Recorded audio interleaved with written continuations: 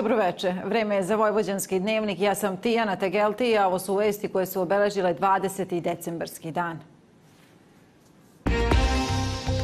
Republička izborna komisija odlučila da se glasanje ponovi na 28 biračkih mesta.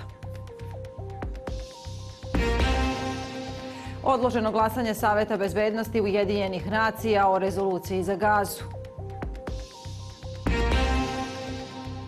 11 godina članstva Novog Sada u Evropskoj mreži zdravih gradova.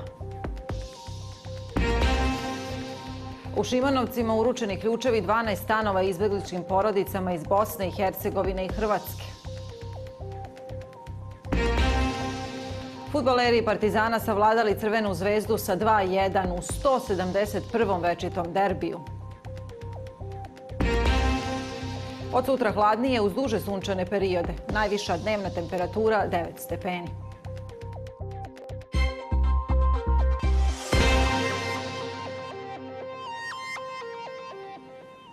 Republička izborna komisija je na današnjoj sednici donela rešenje o ponavljanju glasanja za narodne poslanike na 28 biračkih mesta u Srbiji.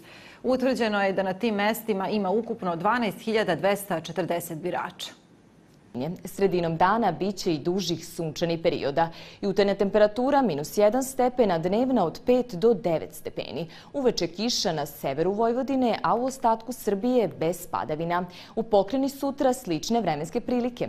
21. decembra više sunčanih sati u drugom delu dana. Duvaće slab vetar promenjivog pravca. Najniža temperatura 1 stepen, a najviše 9 stepeni koliko se očekuje u Novom Sadu.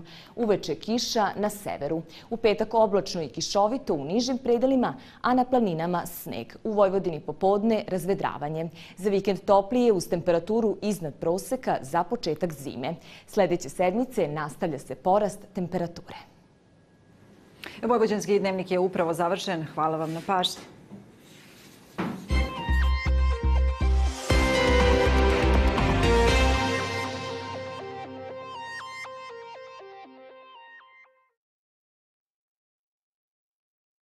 Thank you.